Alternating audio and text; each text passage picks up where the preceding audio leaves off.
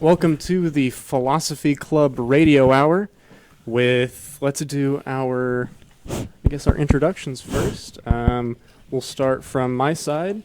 I'm Trace. All right, that's Trace in the yellow shirt behind me. I am Dusty. I'm usually in the back room over there, but Manzi's not here right now, so I'm leading the show. And my name is Devin, and I'm here usually during the second half of the show, but I had time today. My name is Orlando. I'm currently the unappointed president of the Interim. Philosophy Club.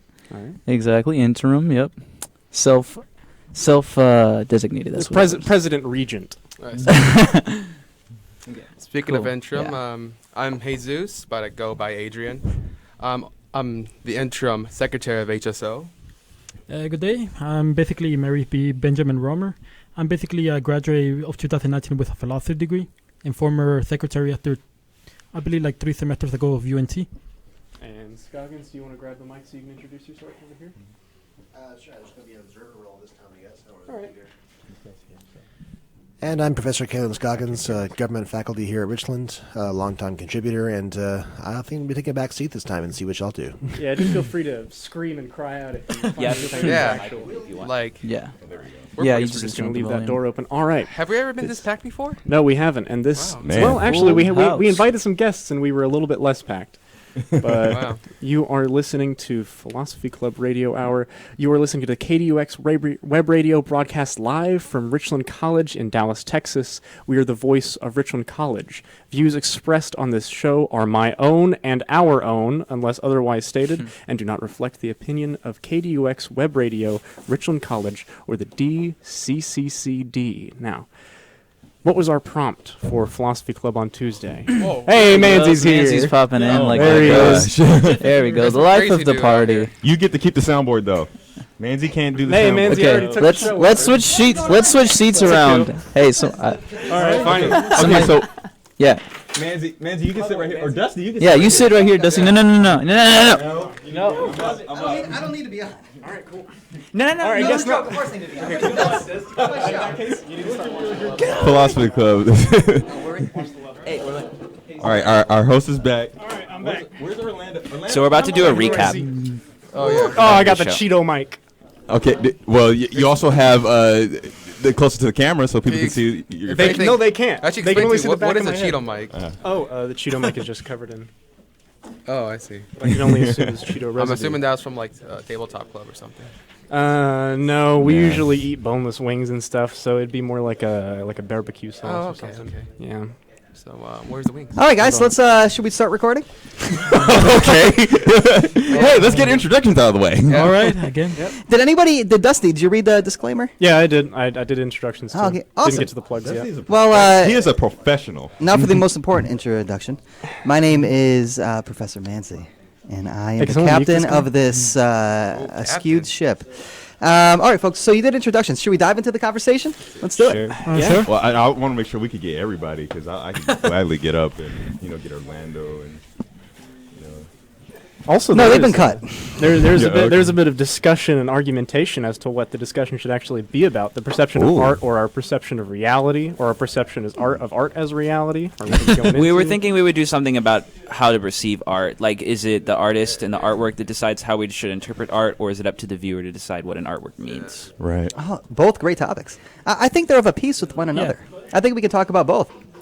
Yeah, like, Uh, I would say like Schopenhauer talks about art and perception together. That's one. That's very true. Or Heidegger? Well, so did you guys do a requack of some sort? No. No, we were just about to get into that. and then Wait, your ugly wait, butt a showed up. requack? Yeah, I've so- never heard that before. Yeah, the requack is the that's the sound of the requack.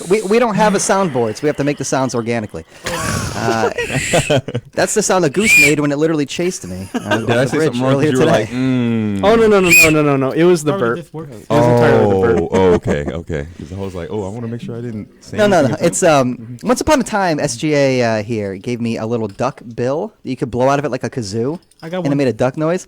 Oh, yeah. Do it. That's the No, sound of the please don't. requack. Oh, God. Hey, if anybody had just heard I was that, expecting lower that. your volumes now. Hey, yeah, can we fix that? Can you get that mixer up, buddy? Make sure those levels are down. Well, listen. I think a quick requack is simply the following. Orlando's always pushing my buttons. Hello, folks. I think we could simply say this. There was a beautiful presentation by the art club that sort of Beautiful. took over on Tuesday, and which was amazing. We actually applied crafts. We applied the arts and crafts. Technique to creating quote unquote art. I just want to make sure that was clear. That guys, the Philosophy Club, we're open to collaboration, and if your club wants to commandeer the Philosophy Club meeting, it could do that. Now, that's what happened this time, and there'll be swift revenge on the art club. Don't get me wrong. But, okay, so the idea was this. And correct me if I'm wrong here. Trace, I'm interested in your perspective as a member of the art club. Weren't you involved in philosophy on some level? Philosophy Club? I don't remember. This is the triumphant return of Trace, the vice president of Philosophy Club, folks. He's hiding behind my thing there. There we go. Yeah, your girth. Your shadow. We've got a number of present and past officers here. This is cool. Mario, previous officer. Orlando, current officer. Trace, previous officer.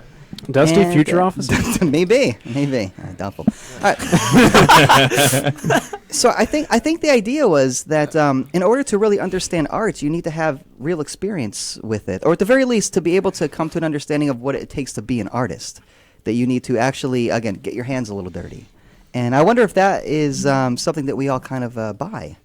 Do you think in order to understand the perspective of the artist, you have to engage in direct craftsmanship, I suppose? I think it depends on what kind of understanding you're looking for. Okay. For instance, let's for instance take a language, because I think art is often posited as a form of communication. Right. So if you study a language but you only study it in school, you might have a technical understanding of what it is, but you won't have experienced the language if you haven't maybe lived in a country where it's spoken it for a long period of time. If you haven't learned all the different connotations and idioms or expressions and things like that. Yeah, the lexicon. So I think you can have a technical understanding of art, even if you haven't worked with it, haven't created art. But in order to have experience and to more fully understand it, I think you do have to have created. Do we agree with that? I think that what you're looking when you experience or can create art in that way is like you're creating more of an artist's rapport with a certain piece of art. But I think that you can also have your own understanding to your own fullest extent if you're not an artist. Because I personally am not an artist, but I have a lot of my own like introspective and very reflective outlooks on art. I look into art techniques. I look into art history, but I don't like look at it through the lens of if I were to create this. I look at it through the lens of how has this impacted me and how has this impacted our culture and society. Okay, interesting. All right. I am an artist as far as like I do draw and I do create a number of things. You poetry too, right? Yeah, actually. And I was trying to look for a okay, here we go. It just popped up. So one of the things that I used to draw a lot, and I'll probably show this up to the camera. Were conclusions? Yes, I draw conclusions. And then one of the things that I used to Where were you, draw Trace? were like a lot of cartoon characters. And yeah, if you want, you can pass that around, or you can show it up to the Yeah, put it to the lens. Right. Yeah, put it right up as there. Dusty said. Sure. right. And so, and then we'll put it up to the lens if you could show that. Yeah. So I'll draw things like that. that's cool. I drew Sonic the Hedgehog. I draw certain creations like that. And the intent is to make something kind of beautiful, almost in my vision.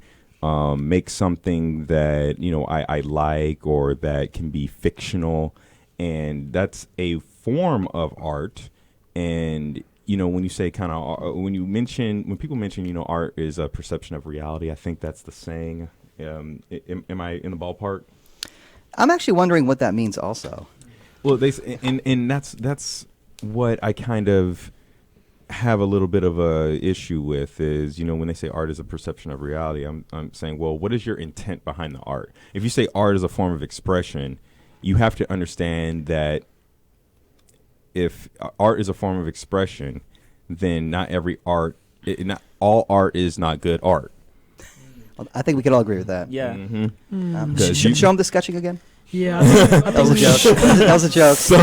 So, for example, when they were hanging a statue in Michigan, it was a satanic statue up in Michigan in a park. and they're saying, well, since it's a form of expression and freedom of religion and it's art, it's accepted there. They're not breaking a law. Well, and I'm not endorsing any specific religion, but I'm just saying. Right, it's the Church of Satan that does Wink, that, wink. right? Yeah. Yeah, Like the whole point is to put exactly. up statues of Satan next to the statues of Jesus. Yeah. Right, and your intent is worshiping evil versus good, then should that? Well, I mean, the Church of Satan doesn't necessarily worship Satan. They more worship more the figure of Lucifer, the idea of his atheists. fall. Yeah, they do more. It's more of like a reflective exercise rather than an explicit Let's not go down this worship road. of Satan. Oh, usually it's So- like Well, you can read their statement. Their statement avows that they don't believe in any form of spirits. It's, Yeah. it's But Oh, like, I like to say, but I like- think your point remains the same. Mm-hmm. Is that simply just to conclude your point? Well, I won't do it for you. But please, I'm sorry. Oh, continue. well, to conclude the point is, if you have art that's expecting negative connotations and degrading or something that's being putting down something, someone, something, or It's oppressive. a noun, it's oppressive. Then that's not really good art, and not all art, in my opinion, should be shown that way, unless you're teaching a positive lesson on how to be better. Okay. Well, that's a moral I argument to disagree, art. to be Yeah, honest. that's- First of all, the statues of Satan are not at all. I wouldn't say that they have real negative connotations with them. I mean, they're more statues of Baphomet than Satan, if anything.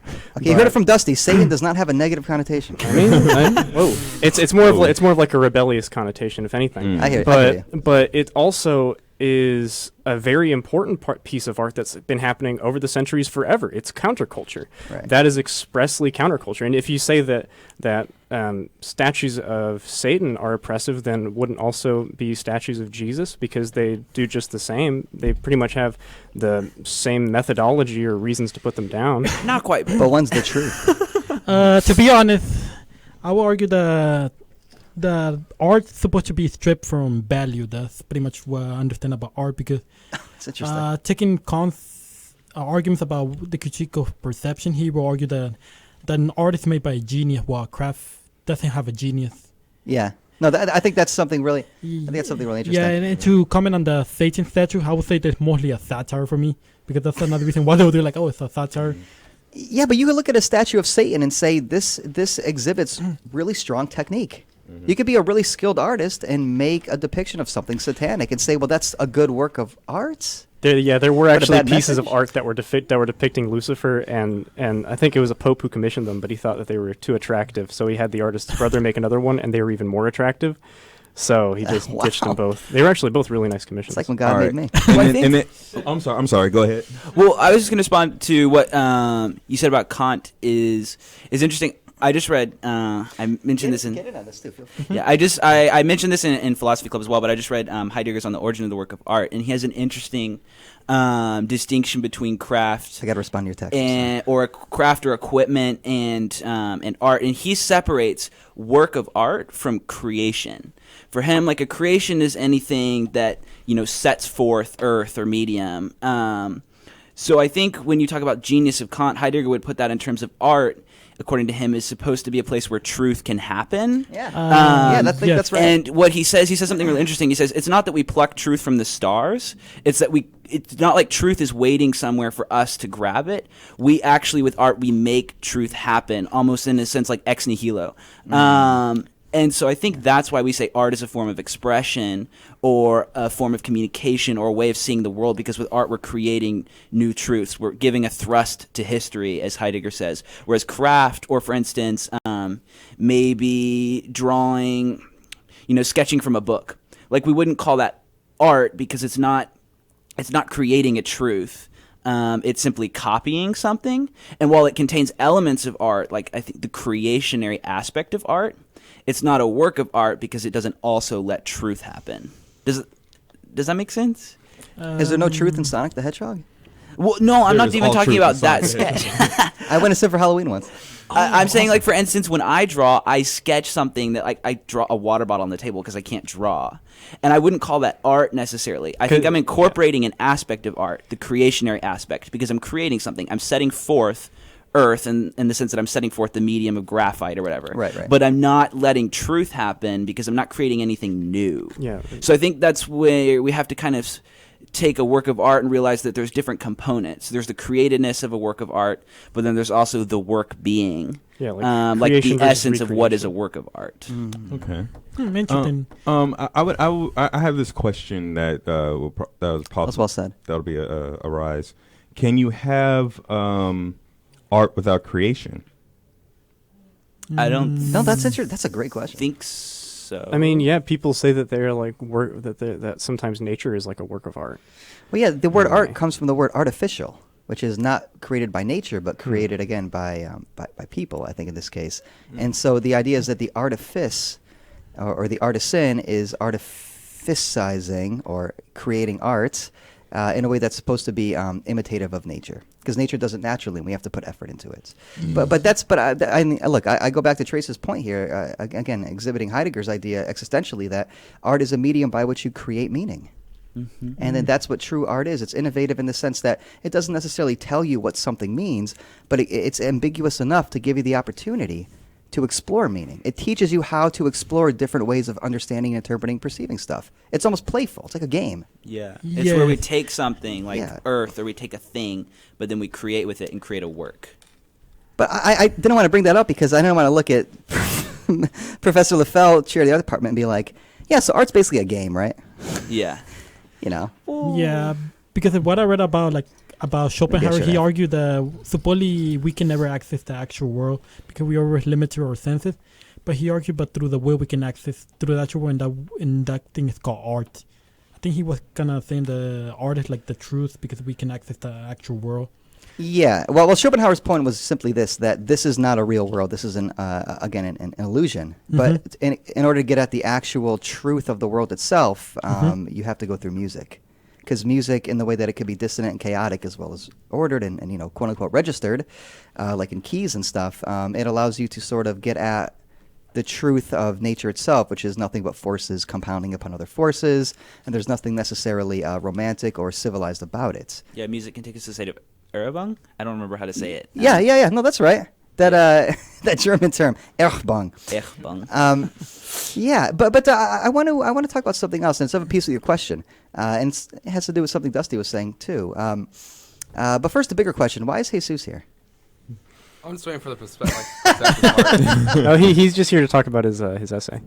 Oh, is that right? Oh yeah. I mean, no, but for real, I'm just waiting for the part where we're talking about perceptions, because the art part, I'm gonna have to like take a back seat. Well, no, like, that's a cool. Back seat. That's where I'm going with this. Is take the back seat.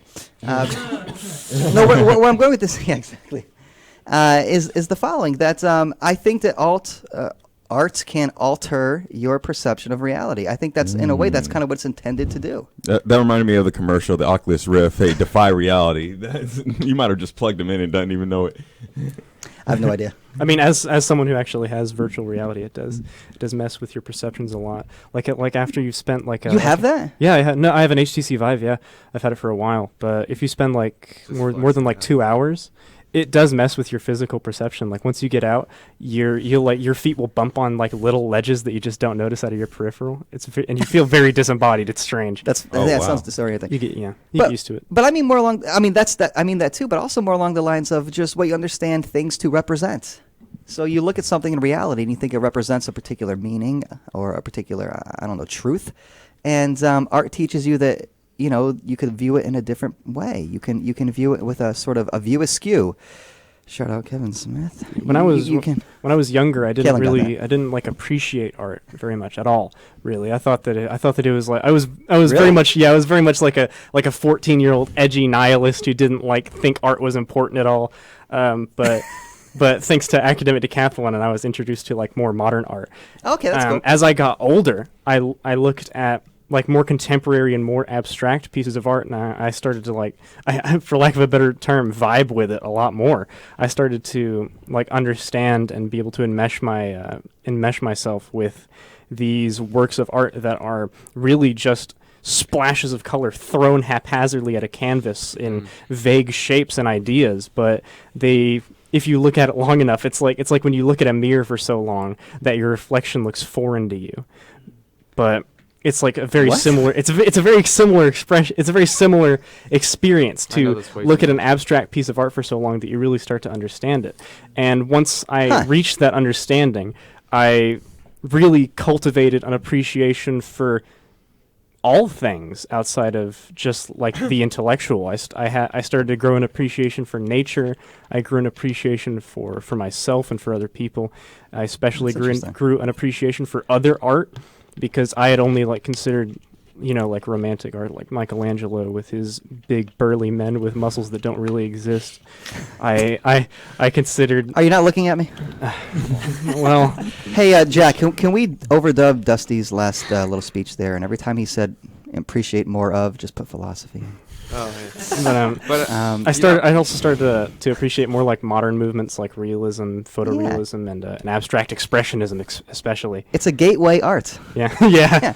but the thing I want to know is like when it comes to abstract art, do you try to more like try to understand it as the artist intended, or as in you try to understand your own way, as in like Yeah, that you came put up a your own- lot. Yeah. Yeah. When you look at abstract art, it's called abstract for a reason. It's that you're supposed to really unpackage it yourself.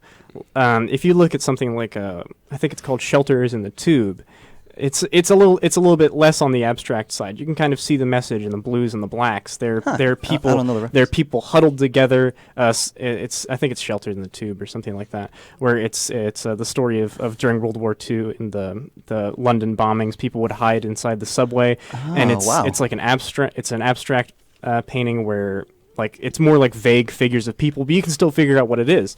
But if you look at something more like a PH 385. Or you look at any of Clifford Still's works, which are very good, in my opinion. When you look at them, you might think I'm an idiot. But if you look at them and you just see... As well as for other reasons, If you yeah. just see oppressive red with black splotch yellow somewhere, then that is beyond any real, like, explicit interpretation. It is just, okay, that's the color red, there's the black there and the yellow, what am I supposed to get out of that? You have to look at it yourself and really think, how does this enmesh with my own perceptions of reality? How do I really think of this? How does this make me feel?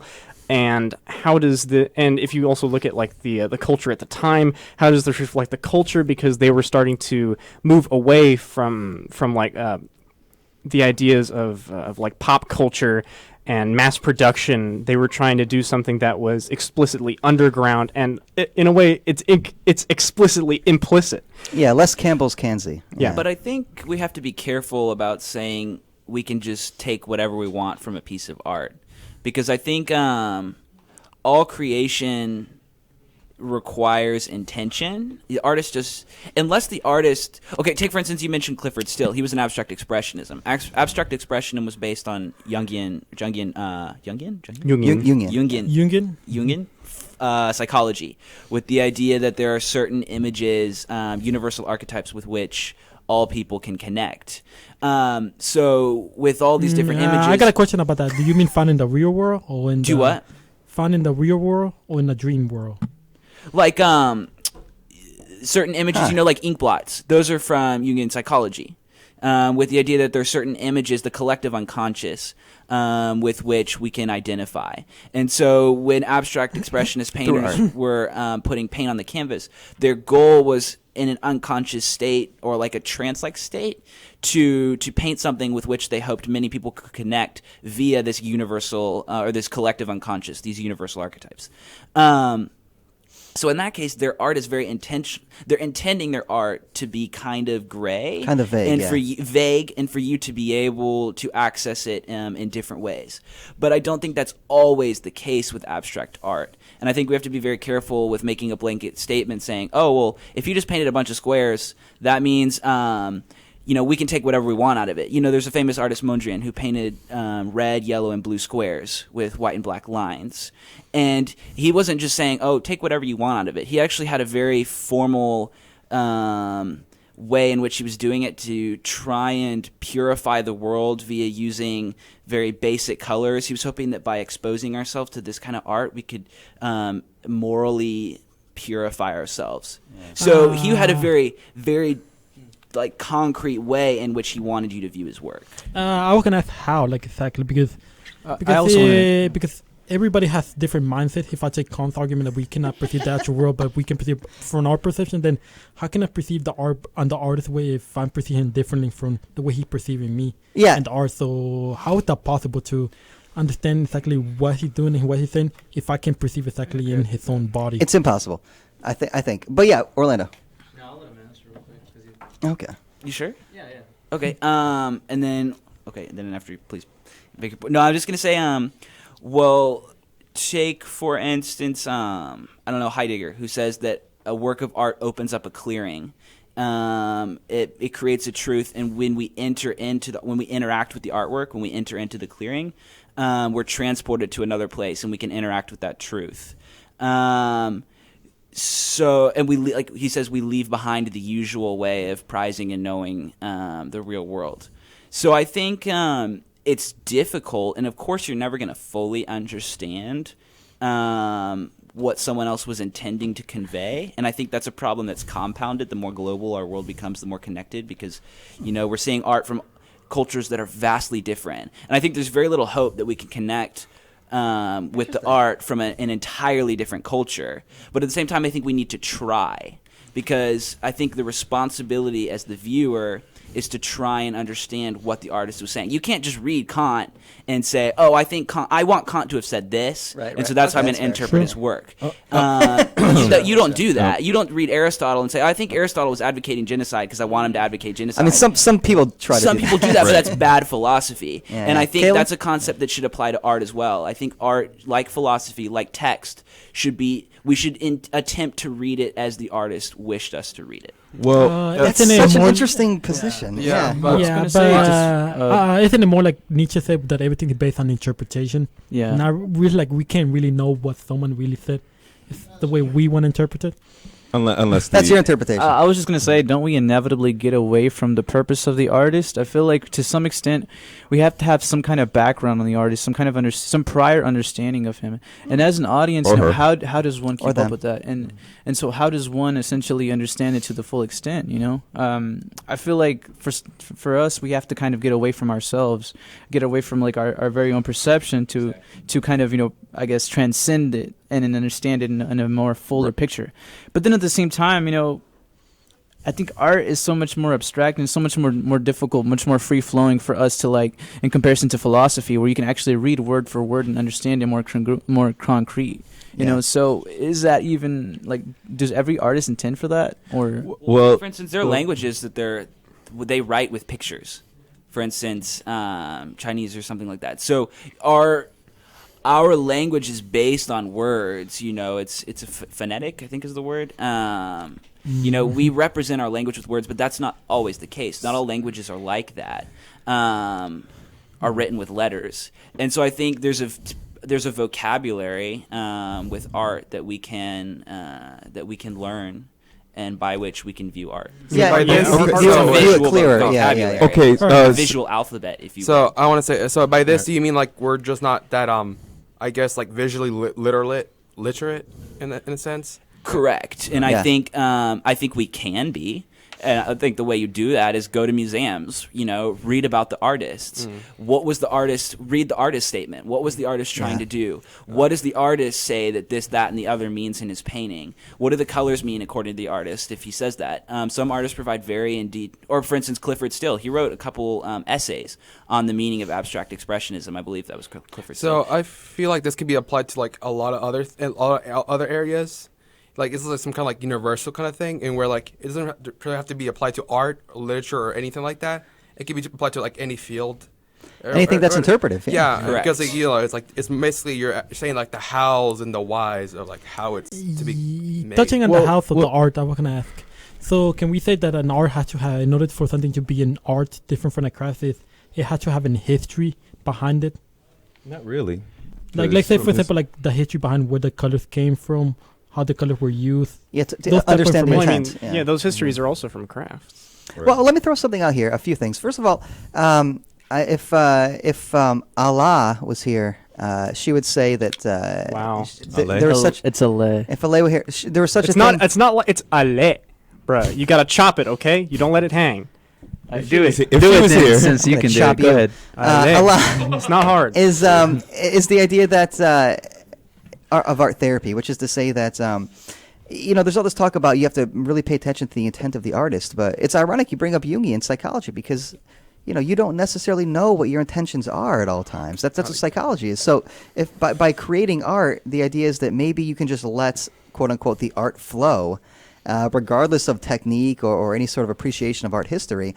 And then whatever you have imaged there and whatever the medium may be, you can then investigate it as a way to understand yourself better. So you don't know what you're about or what your intent is or why you feel a certain way. And art kind of teaches the artist in that way. It's pedagogical. It's therapeutic. I think that's different from what we're calling art in a more formal sense. So Mario, when you said, what constitutes the how of an art or what have you, and Jesus, when you're talking about how everything is interpretive, so perhaps everything is in some way artistic, to some extent, I do think we have to emphasize the fact that art is a profession.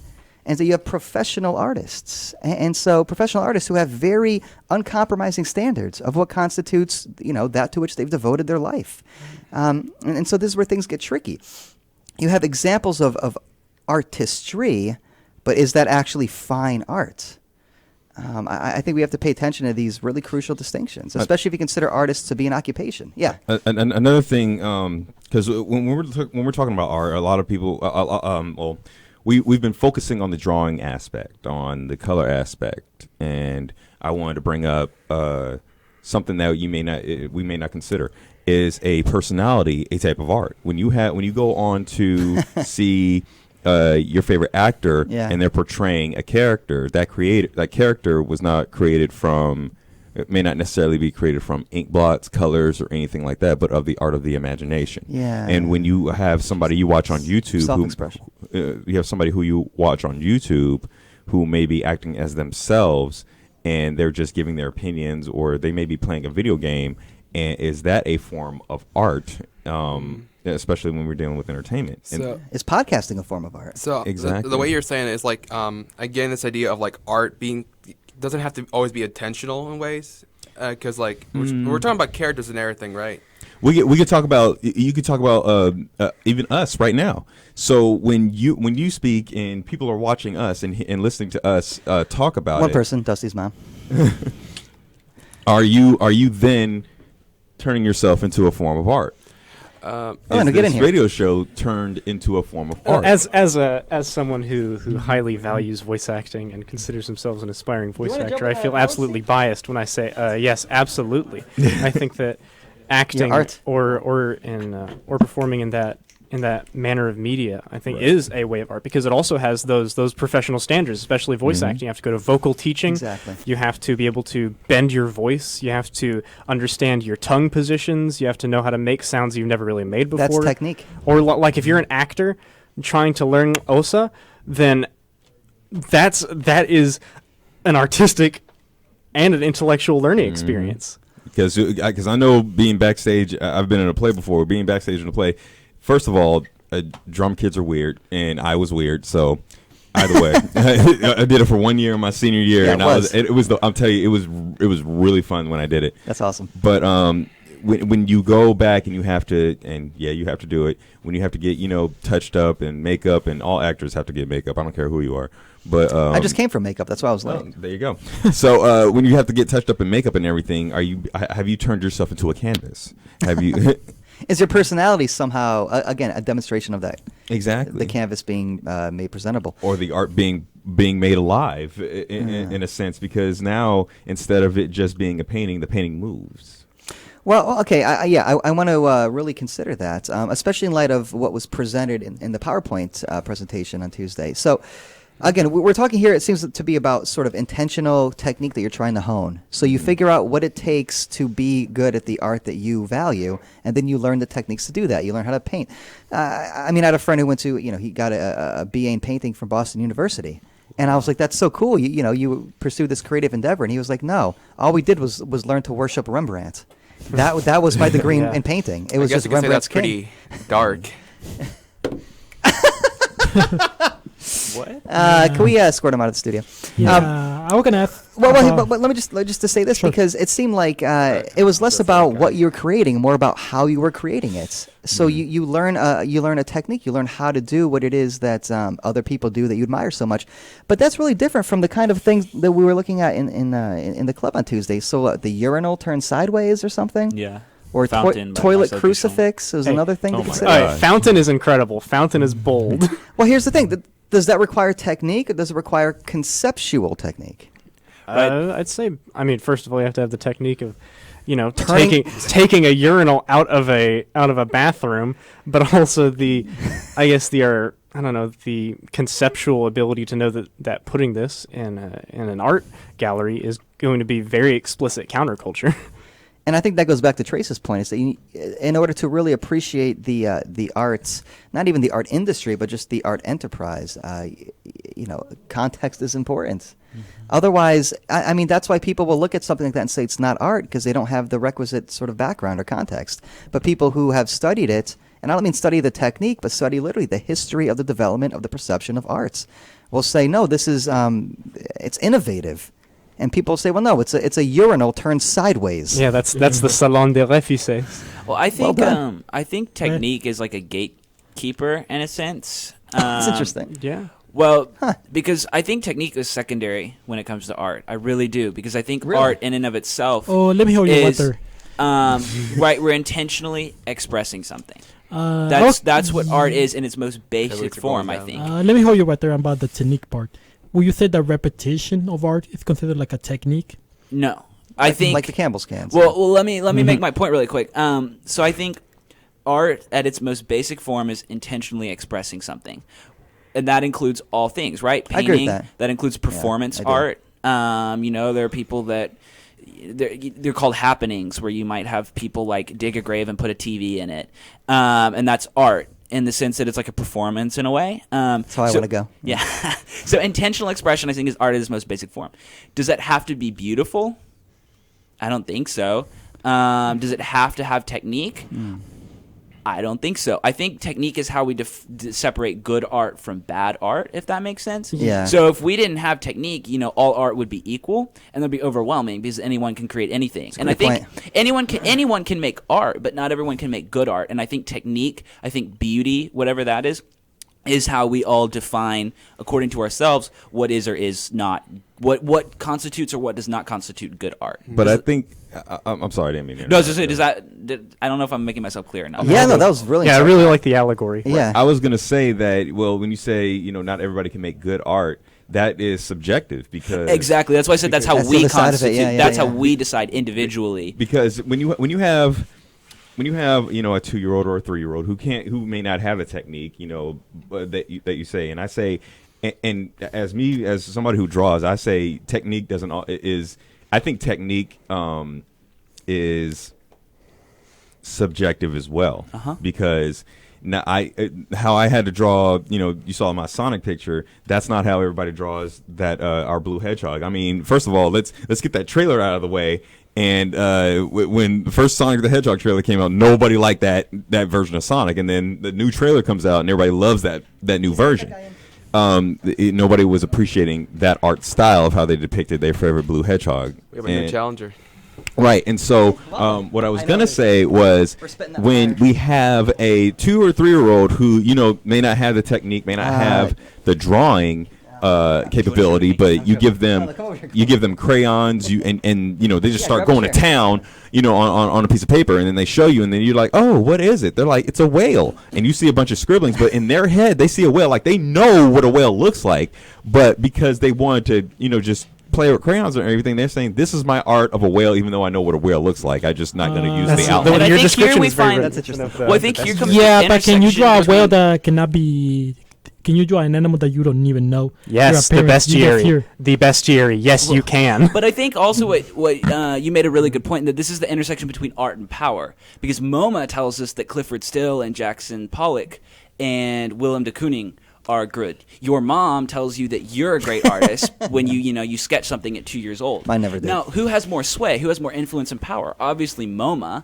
And so when people see Mama?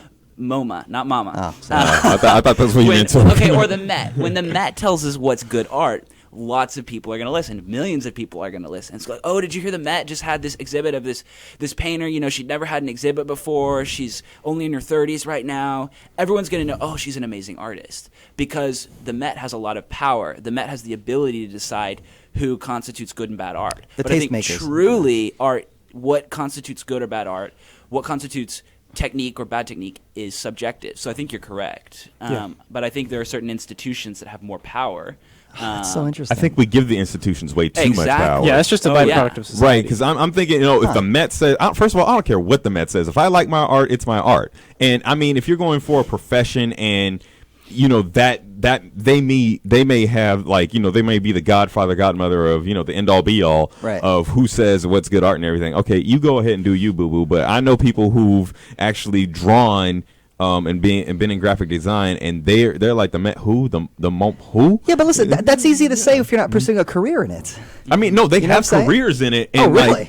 They have careers in it, and they're just like, like for example, there was a local artist back in my hometown in Fresno, California, who actually redid the whole airport, and it's beautiful. Like, it has like a makeshift tree, like like a big redwood tree. Like in the airport, and it's a play on Yosemite, and they kind of decorated the airport around kind of almost like a forest, and like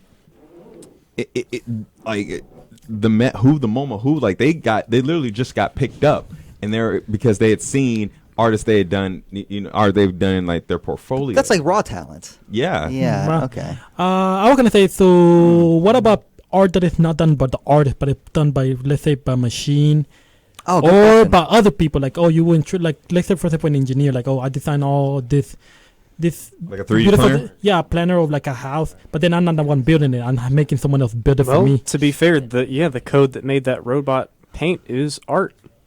Well, okay. Well, I mean, is it? Because I like this idea. So, who is the artist if you create a building? Is it the architect? Is it the builders who apply the technique? I mean, consider famous artists who had other people do their art for them. And they just co-sign it. Again, the Campbell's can guy. It's all art.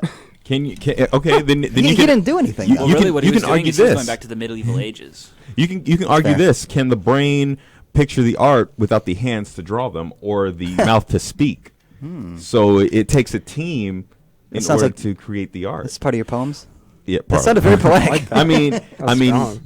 Yeah, can the brain function without the heart? Can you walk without having your legs or the oxygen to breathe to make sure that your lungs and heart is pumping? Like, the art is always going to need multiple facets, because you can't draw without a pencil or paper, and if you have the pencil, you may not have the canvas. If you have the canvas, you may not have the tools. So you're beholding to material. So you can't be an artist if you don't have the materials to create art, regardless of how we define artists. Exactly. Real quick, be a dance artist. We got. Oh, that's interesting. Well, but they need music. Unless you don't have legs. We got another guest in the studio. Do you want to introduce yourself? Hi, I'm Antonio. I'm a student of Manzi. Eat that mic. Eat that mic. I'm Antonio. Hi, Antonio. Welcome, Antonio. He's a student of Manzi. You guys have a really interesting conversation. How you relate the Eat that mic. They can't hear it on the podcast. How you guys relate the sensations to our perceptions of art, and I think that's really interesting. Okay, I mean, what's your opinion on art? You've been studying Descartes very closely for the last several weeks. Sensation, perception, reality. Yeah, it's really. I asked you the question about this and how we could know anything of the world if. And I blessed you with an erudite response. Yes. If we just eliminate all of our senses, and the thing is, well, that's difficult. And would there be art without our senses? Yeah. Well, okay. I'm glad you bring that up, because I wanted to make this point earlier. Is that Trace? You said that art has to, on some level, be considered appreciated or beautiful. But I wonder. Here's the thing. It seems like I don't think it does have to be considered. I'm putting words. I really want to know this, right? Go for it. So this whole time we've been talking about technique. Am I being interrupted? I'm about to make a point here. He's gonna drop that essay. I have a. I only want to throw out a question. I'm not really making a point. Is this sure? It seems. Thanks, Mario. It seems as though if the art isn't either aesthetically pleasing to the senses or conceptually pleasing to the mind, you cannot call it art. Do you agree with that? I don't. It depends on. I guess I kind of agree with that. I think I do agree with that because Thank you. With You can stay.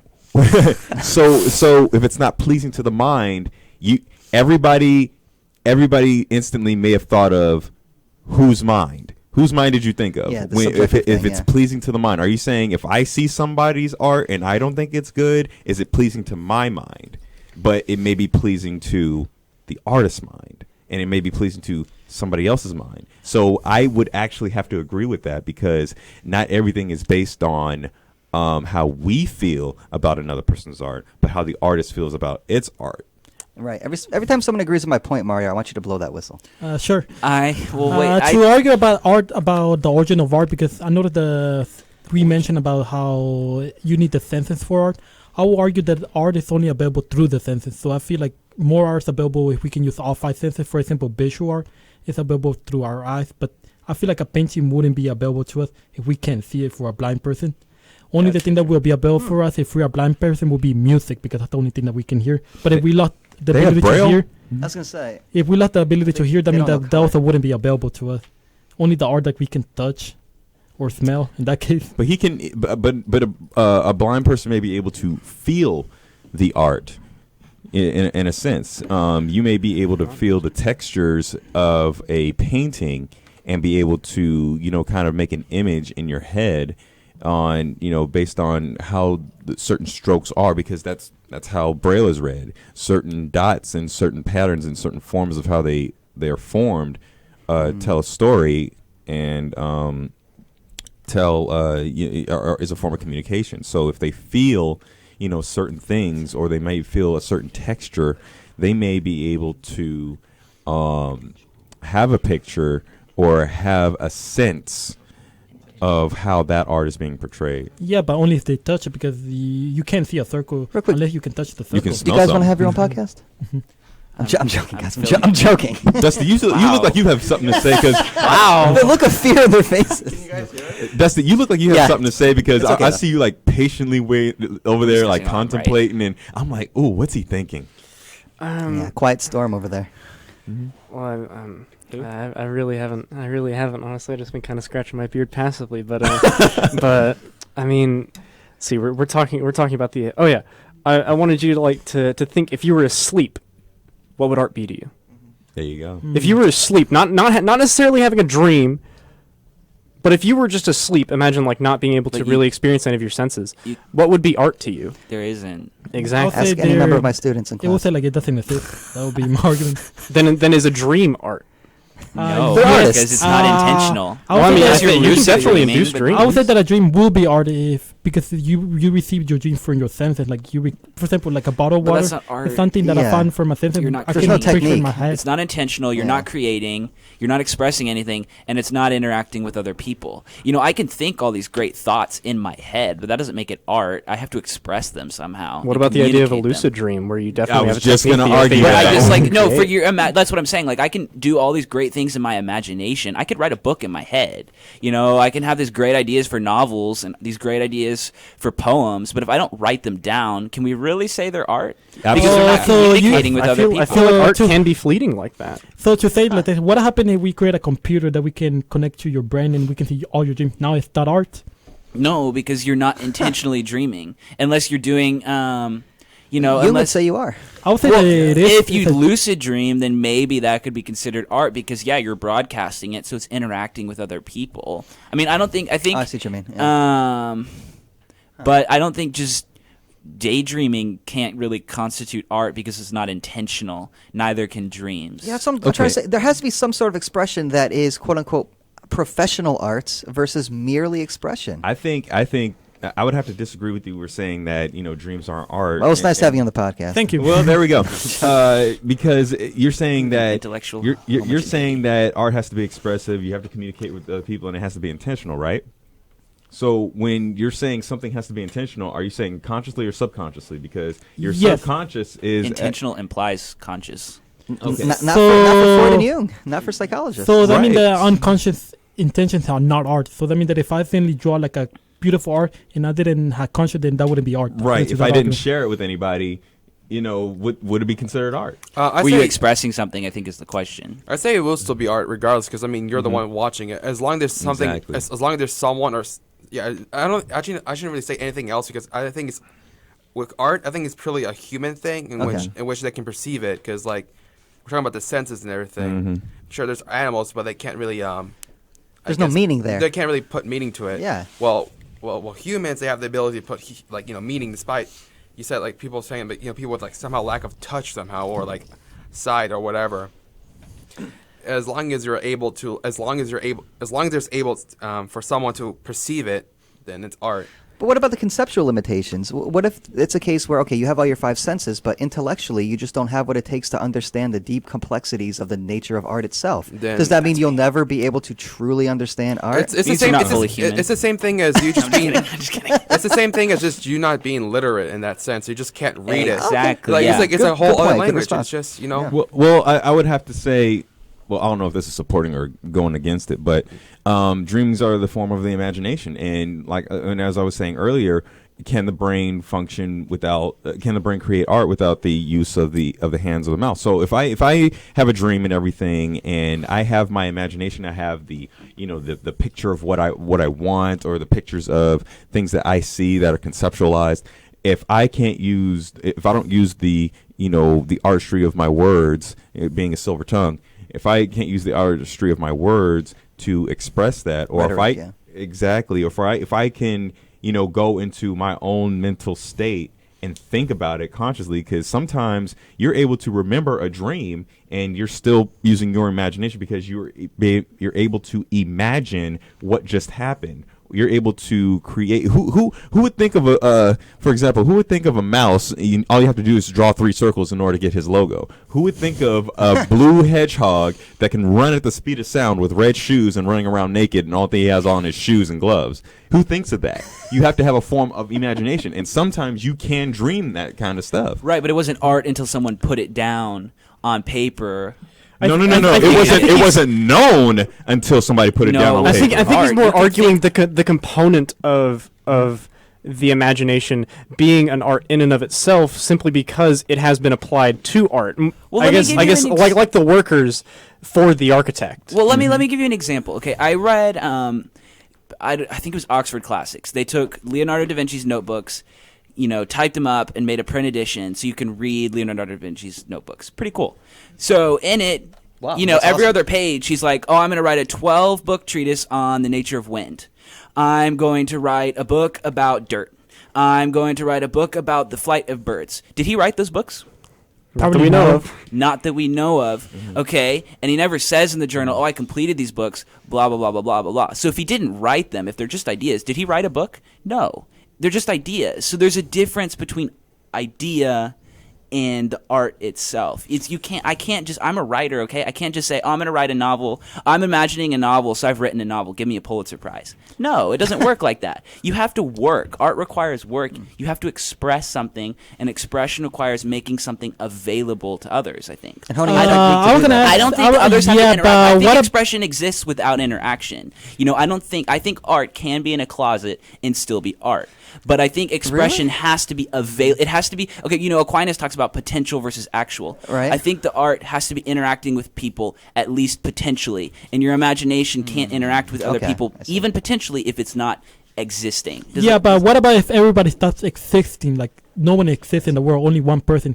Can you still have an art? Because it seems like there could potentially be other people, so the art can potentially interact with others. So you're saying that it requires other people in order for art to exist? It requires a potential interaction with other people. Okay, but here let's go back to Manzi's definition when art comes from the word artificial. As soon as you say artificial, that can mean anything. That literally does not require the expression. Artificial is anything that was created out of the imagination, or not out of nature. If you read Plato, artificial means something concrete, something existential. So there are different definitions of artificial. Artificials come to mean something else in vernacular than it means in philosophy, I think. I think there's still a connection there, but I think you're right. There are distinctions. Here's what I'm wondering. I'm really okay. I brought this up in the philosophy club, briefly, and I was rudely rebuffed, and nobody came to my defense. I contended. I'm just joking. I contended that not really.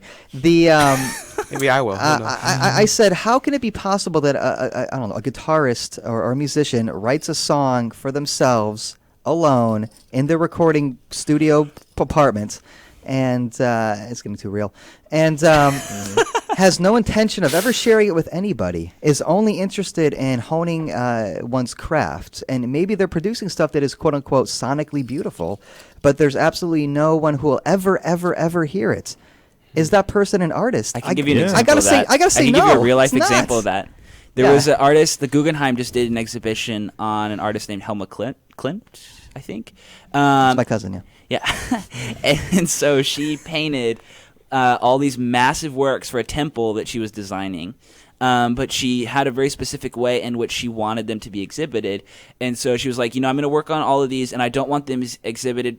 The first time I want them exhibited is like, I don't know, some specific age, and then I don't want them exhibited again until I'm dead, or something like. I don't remember the specifics, but essentially the idea was she was creating them in secret to be exhibited fully after she was dead. I think is what you said. The intention was for it to be received and by exactly. people. But even if she hadn't intended that, we could have discovered those works and then displayed them. No, so like in potentially they can interact with people. So I think I think that's art, but she's not an artist. Or if the person if there's no intent to present, then that's not an artist.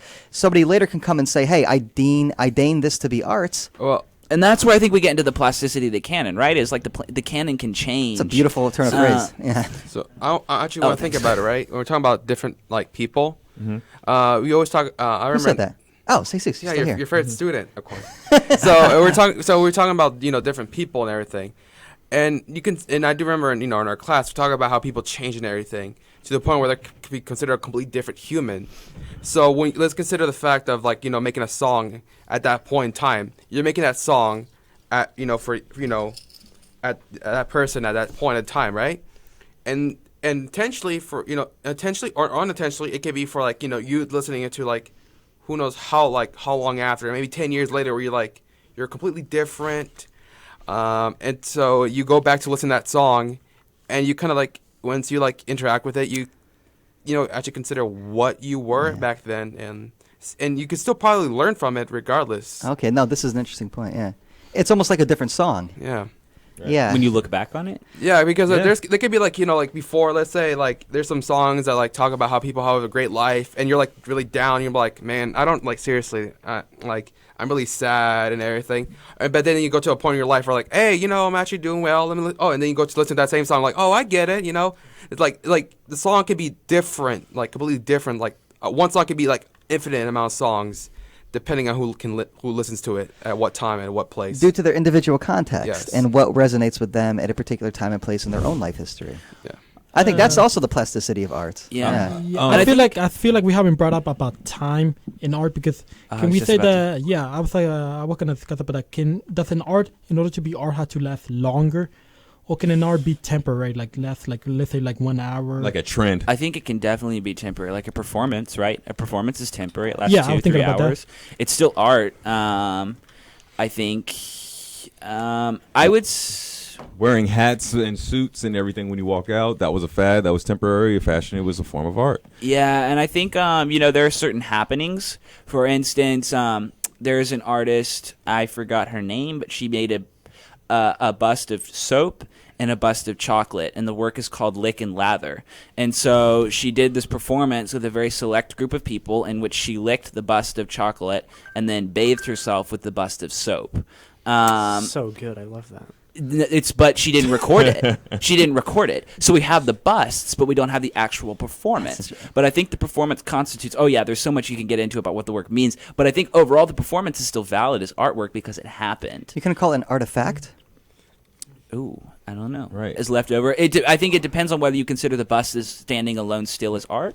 Do you consider only the performance a work of art? Do you consider the bust as a work of art? Well, I mean that's like do you still consider the I don't Parthenon a work of art, even though it's been thousands of years and everyone Good who point. who Well, it worked on it still was lasts, and it's not in its entirety. Well, I mean but- the busts have still See, lasted, and the Parthenon hasn't really lasted. Yeah, I was has about to it? say not in its entirety. I think in talking about this is talking about art, in the physical sense, in the how I say abstract sense of I say art has a lot of art might end up being forgotten because people might pass before they interact with others.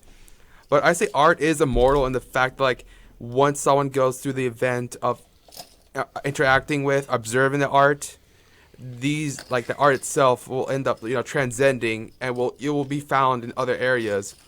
For example, we could talk about the Greek art. Sounds and like everything. Foucault. Yeah. And how despite all the way no one has been I don't recall much people touching that kind of art all the way until the Renaissance, and where these ideas emerged out of nowhere, or not really out of nowhere, but I'm not gonna do this is not I know what history. you're saying. Yeah, But yeah. Then all of a sudden people were interacting with that and such. Yeah, I think you have an interesting point in that there was can we count something that was created for religious purposes as art? Absolutely. It's there was this idea that art serves as religion. So take, for instance, a painting of Mary or something like that serves as an altarpiece. Shout out Mary Wood. Yes. is that art?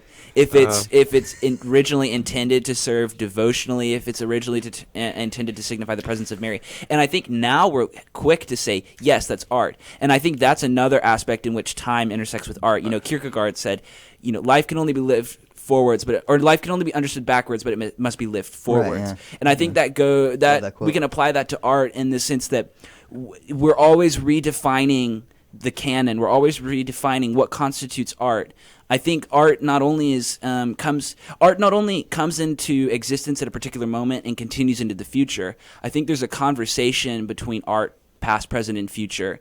Take, for instance, Greek vases. They might have been used just to hold wine. Could we really call those art? At the time, maybe they weren't art, but now we see them as art. Now we define them as art. They're decorative, but was that artistic? Exactly. We don't know if they were originally intended as artistic, but now we define them as art. Pot. And I think that's that conversation that goes on between art, past art and present art. So back to what I was saying about how different people will see the art in many different ways. How you said how Greek art can be that Greek called anaphora or whatever. Amphora, yeah. Yeah, where it's what it could be decorative. It could have could have been having an actual a function of that sort.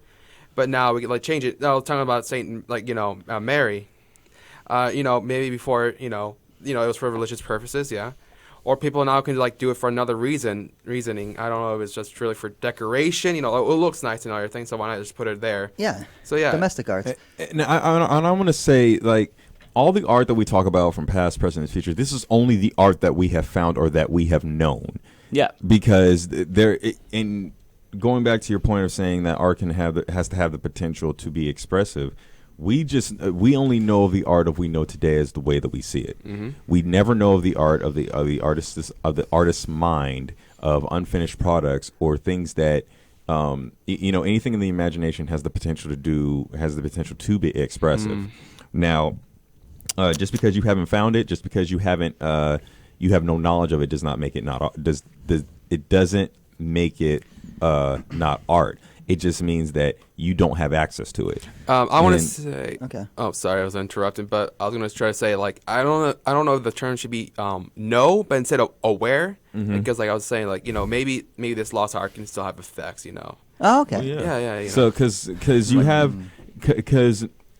for example, have we gotten to the bottom of the ocean yet? We've gotten to the Mariana Trench, but have we gotten to the actual bottom of the ocean yet? Do we know what the core of the Earth is? There's certain things that there's still mysteries in this world that we'll never know and that we'll find as art eventually in the future. If anybody has been into a crystal cave, where you going, Antonio? And seen just how I guess they're called stalactites. How the cave forms, how certain lights will project off of rocks and things of that. That can be a form of art through nature because it's pleasing to the eye. It's pleasing to the eye. Sometimes, and some other people might find it, ugh, that's just rocks and just rocks and beams. Some people may not find that pleasing. And to make my point, to cut a long story short. Well, yeah. When you have the word art and you have the word artificial somebody pointed this out earlier, it may have a lot of different definitions. Probably me. It may have a lot of different definitions. So that means art within itself, but even within the definition, is subjective. Like when they say, whether that be looking through the senses, whether that be, depicting on the definition of it, the art within, like, the art is born out of subjectivity. Okay, let me. Okay, so we're over time, but that's okay. We went over time last time too. I want to give everybody a chance to give their final thoughts, but I got to say this, and I'm playing devil's advocate here, going full circle. Thank you, folks. I got to push back against this a little bit just for the sake of conversation. I have a hard time. Okay, let me put it this way. I was having a conversation once with the chair of my department, Louisa Benton, and we were talking about what constitutes philosophy and what constitutes a philosopher. And she brought up the point that everybody's a philosopher. And everybody's a philosopher because what are the standards by which you philosophize? How do you, again, act out the art of philosophy, if you want to put it that way, is, you do things like you ask questions and you have these conversations and you develop, again, intellectual acumen based upon some sort of quote-unquote deep formative principles. You have opinions on it, et cetera, et cetera. But the idea is that everybody can do that, and so everybody is that, at least potentially. I don't think that's the case for artists. I think that not everybody's an artist. I really feel that way. Everybody's capable of self-expression. Everybody's capable of, again, being creative. But I really think an artist is something very particular. It's very specific, especially if you consider it as an occupation. An artist is somebody who pays their bills by making art. That's what it is, and most people can't do that. They can make artistic attempts at things, but if they lack technique or they lack the proper historical understanding or if they lack the connections to break into the art world, which is incredibly political, you can't call yourself an artist. Other people have to call you an artist first before you call yourself an artist. I mean, do all people who have painted and made art pay their bills with that? I mean, you could have, another job. I mean, I don't you can say get paid for what I did. You can say you're artistic, but you can't say you're an artist. I feel like you're not. I feel like that's like now you're just trying to find like a professional artist. There's like amateur artists who just do it, for their own reasons. It doesn't have to be paying money and everything. They just like, hey, what? I like painting. I don't care about making money. It's just I'll just paint on the side. You're a failed artist. I'm joking. The point is this: I make music. I'm not a musician. A musician is like, I don't know. God, what's one famous musician? I mean, you are a Bruce musician, Springsteen. You make music. That's my go-to. You make music, so you are a musician. I'm so out of touch. Yeah, you may not be a. Just because it's not impressive doesn't mean that it doesn't qualify you to be a musician. You still are. Other people have to acknowledge what do you your do with identity. That music? What are the impacts of social media and cloud? I'll send you the demo. Whatever. What do you then call that would yourself make you a if you're musician. around? I'm joking. Cloud stream. What do they call that? What's the SoundCloud? SoundCloud. Yeah. Okay. Yeah. Now we have SoundCloud. Now we have social media. So I think anyone can be a musician because anyone can get. I think art is, in a sense, depoliticizing in certain regards. It's supposed to be it's subversive on some levels. But back in the day, art was the opposite. Art was the passageway that led you to understand things like God. This boomer just say back in the day. I hate that. I hate that term. Me too. Now, I might be contradicting myself on this one.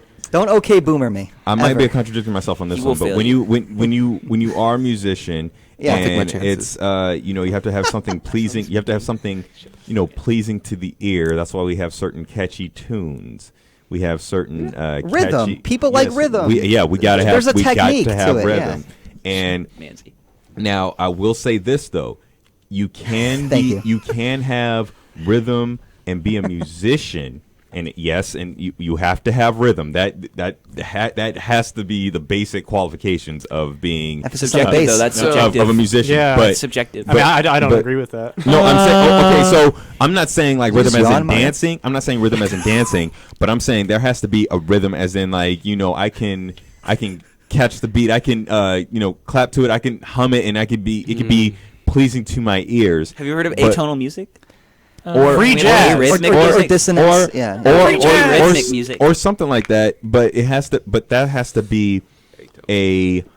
It has to. When you say a musician, you have to be able to know that it hit the certain notes or hit the 808s. That's skill. In that type of skill or technique. And yes, you can. But you can be a musician of that nature and still not be paid. So I want to say this, right? Okay, that's interesting. When you guys talk about art being so politicized, and then I keep hearing you guys talking about how art should be this way, this way, this way. I'm seeing this as that's like a way it's politicized because it's saying like, oh, art has to be this certain way. If it doesn't have this, then it can't be art. Like, where like I feel like, you know what, anything can be art. Even if it's like if there's like no point to it, maybe it's just like done, and it doesn't matter if it lacks form, technique, regardless of that. Because that's what I'm trying to been seeing Interesting. Like you're just like saying like. I want to argue that in order to be an artist, you have to be a genius, which I have to agree with Mancy. That is a high bar. Whoa. Genius doesn't even exist. Sorry guys, looks like I'm the only artist here. I'm basically using Kant's argument about genius, not.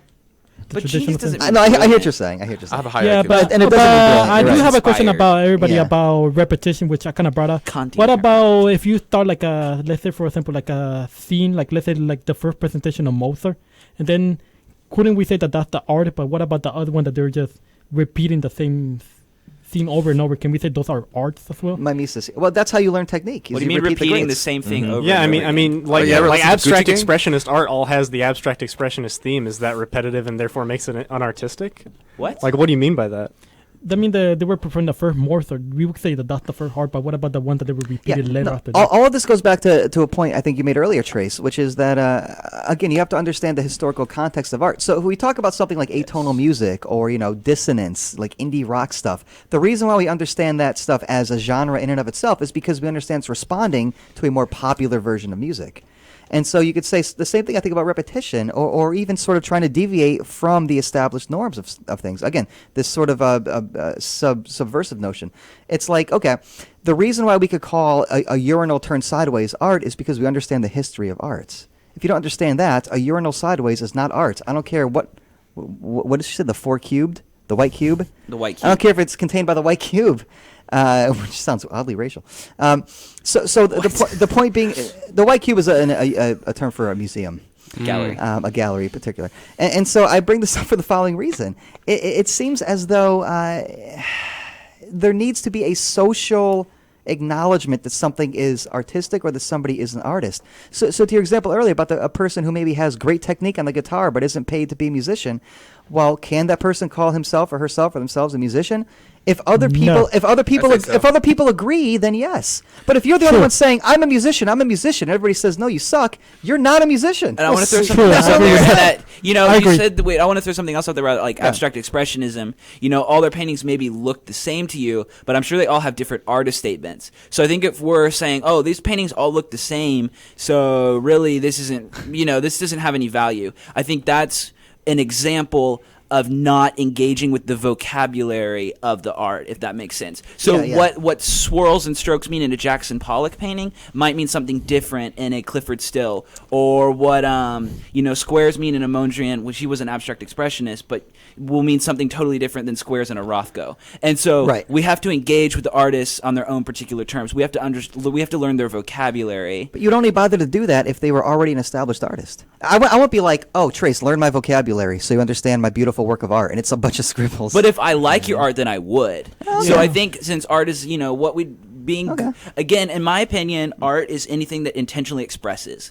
And so good art, bad art has to do with technique, but that's inherently subjective. So if I like your technique, if I think you're good art, then I'll learn your vocabulary. I'll engage with your music. I'm sure that plenty of the music that I listen to on Spotify, most other people would think is trash. But I like their music, so I'm willing to engage with it. I'm willing to learn the vocabulary of their work.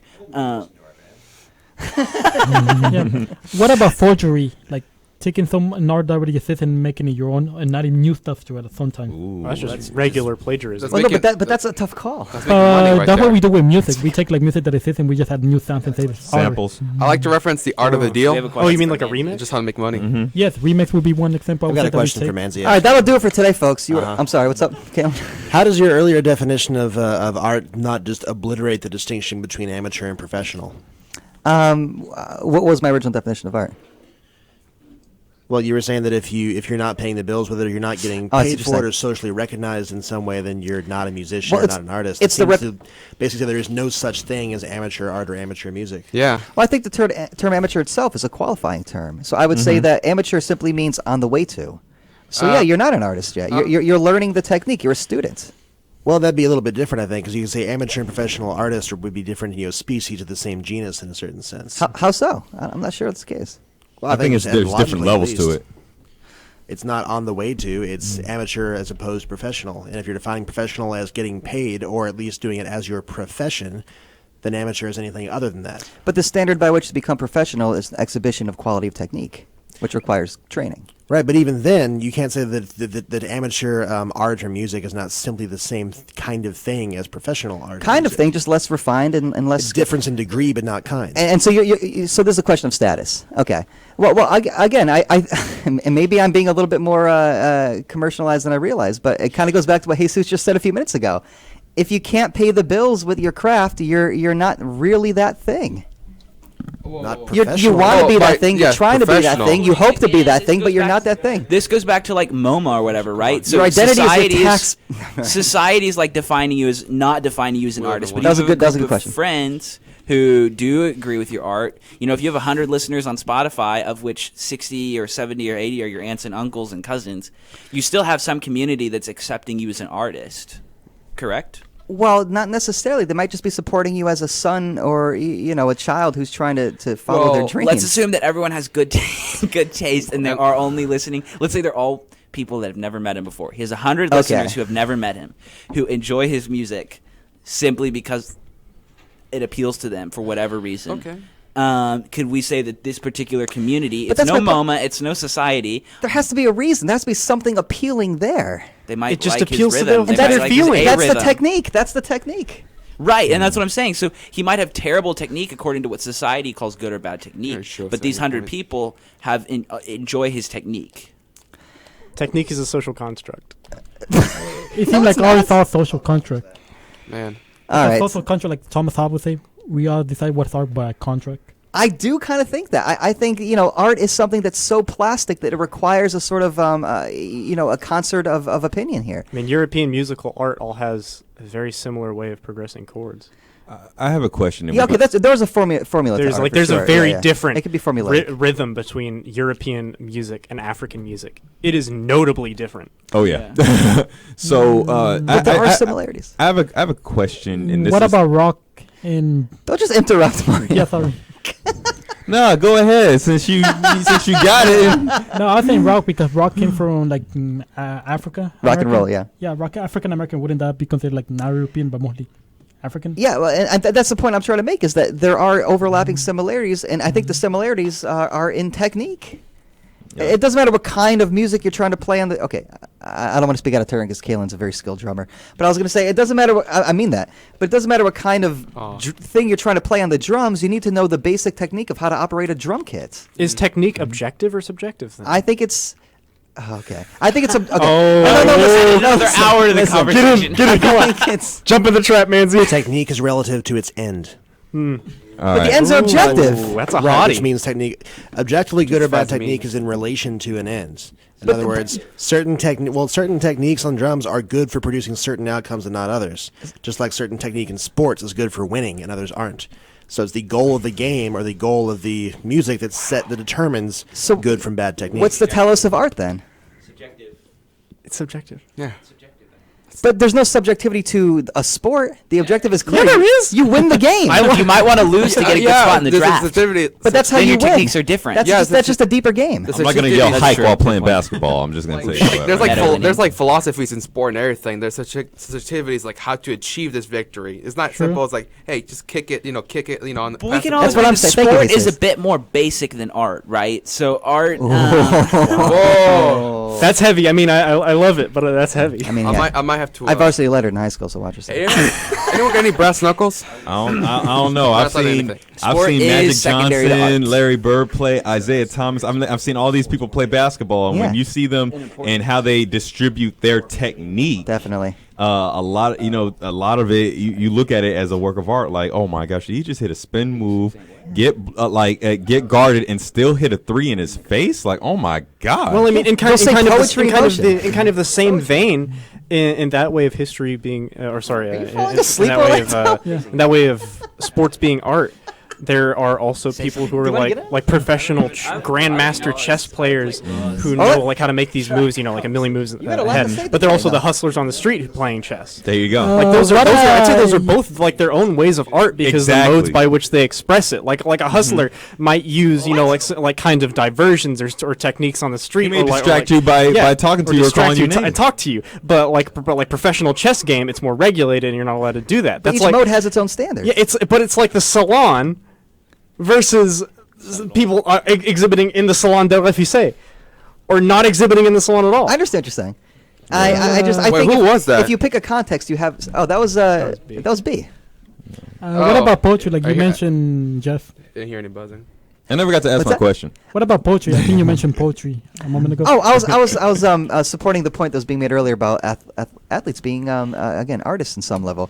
I think there are a lot of artistic ways of describing athletes. So if an athlete does something really difficult that requires a lot of skill or technique, you say that's poetry in motion. What about science? Like scientists who do a lot of like never heard that work. You can steal my question. Yeah, a lot of work and a lot of like profession just to do math and all that. Wouldn't we also call those like artists in science?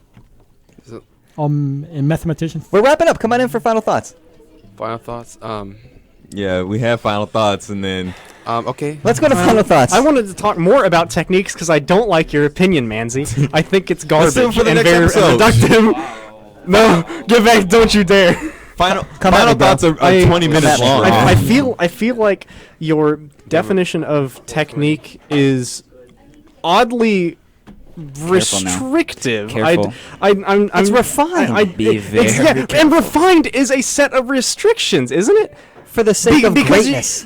For the sake of Discipline. Greatness and joy and the value that someone gets out of a piece of art is completely subjective based on the person. Like that's you got rid of the riffraff. Techniques are completely subjective. If you listen to a Daughters album and you hit the wall of sound, then you can either hate it and you'll think this is the worst. I can do this on my trumpet or my trombone and just crank it up loud. Or you can listen and actually enjoy and you can think about the Daughters and you're like, I can hear all of the individual instrumentation in it, and it is all just hitting the instrument as loud as you want, but that technique is speaking to you as a viewer, so you give it value and you say that they are artists because their technique This is why we have levels subjectivity. This is why we have levels problems. You're through the roof. Just drop the levels then, boomer. Whoa. It's not hard. I'll be honest with you. I don't know Okay, what I have makes a question that I've been dying to ask. Go ahead. And these are going to be my final thoughts, so we can save this for part two.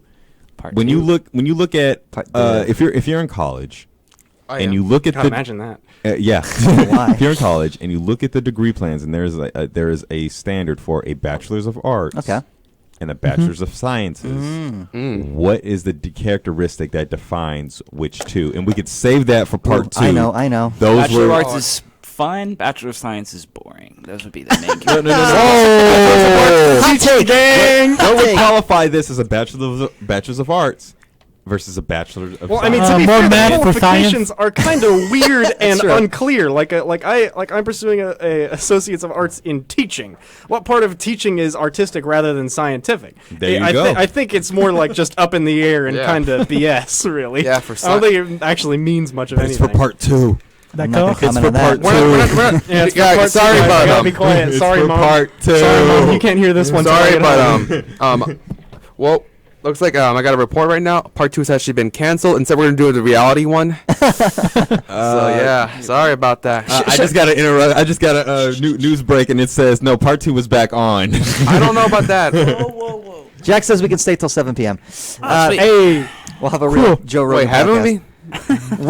Okay, so let's do final thoughts here, folks. A lot of passionate opinions being thrown around. One or two are Only one of worthwhile. which is right. Yeah. Mine?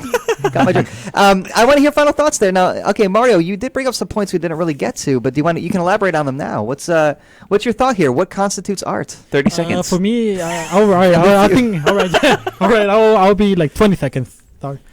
All right. So for me, what constitutes 18. art has to be like you have to be a genius that you don't learn. You just born as one, and then basically you can't teach it. It's something that they've only done once. Like It a can't be- prodigy? like a prodigy. I had like Mozart and all of the guys. And I feel like if you keep repeating, then Smack my mama it's up. really not a genius because It's just like a craft, and that's my final thought. And see you next week. All right. I hope you come back next week, Mario. There you go. I will, because I had no more lab for Thursday, which was awesome. It was like an artistic value for my professor. He enjoyed the art of torturing us. Okay. Well, and listen, if the studio's locked, just assume we've rescheduled, and if you see us in here, just assume that's not us. Yeah, Jesus. I'm joking. I think I'll just say again what I've been saying, really, which I'll just dumb it down to the most basic denominator. Please do, Professor. Observe. People are always going to be different, and someone can observe. It's art. Another thing I want to say as well is back not to you. Oh no, Dusty's next. Whoa, what are you going to say there, Wow, partner? watch out there, Manzi. What the philosophy? Oh, yeah. What the philosophy was that? You know what that Come philosophy on, that don't we- be such a can't. It's a deep philosophy. Let's requack to Dusty. I Yeah, just what's up, wanted to say Dusty? that. What do you got? I feel like art is in my opinion entirely subjective based on the viewer. I think that it's entirely individual. The individual defines what is artistic, and the individual defines who is an artist and what art is. Wow. That's my opinion. So then, if I say you're an artist and somebody else says you're not, what are you? In your world, Confused. I'm an artist. In Punchline. someone else's world, I'm not an artist. Okay. So we're all At least you're consistent. We're doomed to solipsism. Sure, Yeah, I guess. exactly. Who cares? That sounds horrible. I care. Who cares? I like that response. I don't know what that is. That sounds Nihilistic solipsism. Okay. Then. okay. I thought that was like a shape or something. Right? What's up? All right, so He's been thinking. A pensive look on his face right now. Art is, You have 5 seconds. in my opinion, art is it requires observation, whether that be from the artist, that be from the viewer, that be from anyone. And observation doesn't necessarily mean you have to see. Do you want to jump on the mic? An observation can be what you've used in your senses, and not just limited to the 5 senses, but the sense of imagination. It is what you observe and what you perceive it to be. That voice is hypnotizing me. Keep going. Yeah, It's so soothing. I'm art. gonna go to sleep. I know, I'm seriously. gonna have an excellent dream. I want to learn the technique of speaking like you do in the microphone. Just What you perceive it to be, and how you can apply that to either a feeling, or either a work of either an appreciation, or how you can either better it, or how you perceive it. This is ASMR. It becomes your reality. God, honestly, the sound of your voice is gonna make me cry. it's so beautiful. It is so. I like refreshing. the point was good too. I think there's a lot to that. Well, let's keep it going. Trace, what do you got? Oh, so y'all decided to hear the right opinion. No, I'm just kidding. I haven't spoken yet, but yeah, okay. So I think art is an intentional gesture, or something intentional that is intended to express. And I think that's a very broad definition, but I think it's that way on purpose. So I think what constitutes art is not subjective.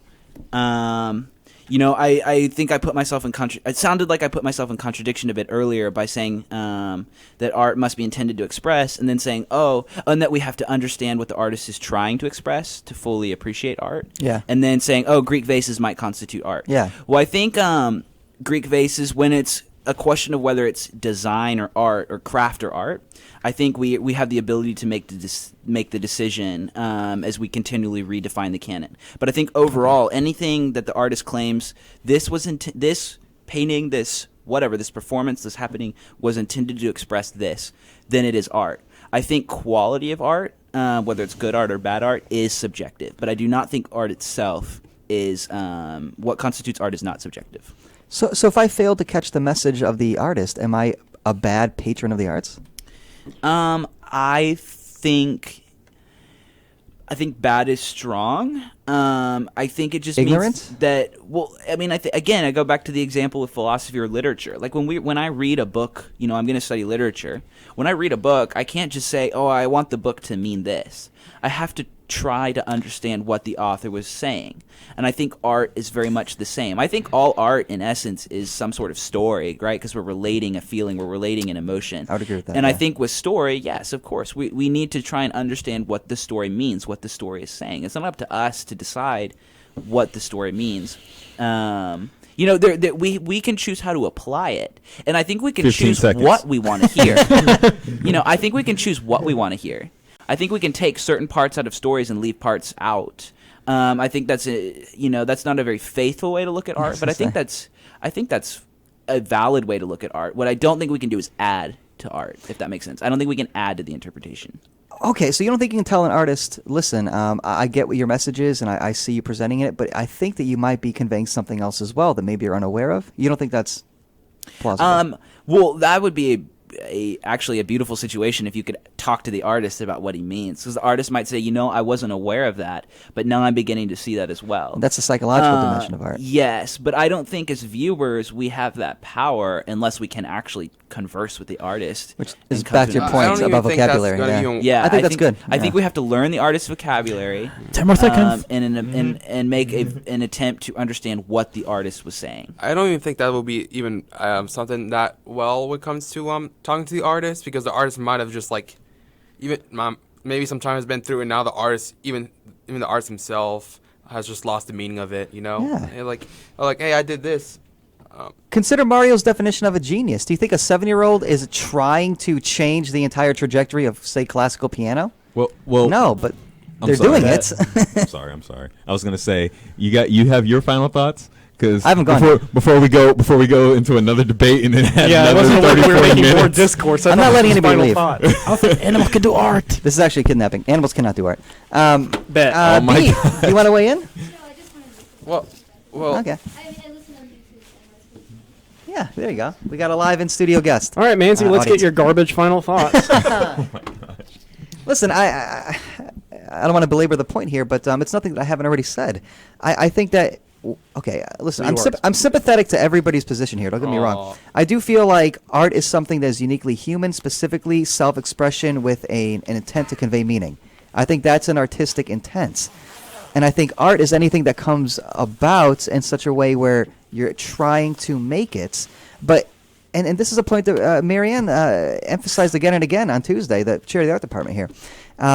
You have to be able to, on some level, prove to others that art is something that you're making, which is to say that others have to respect it as art.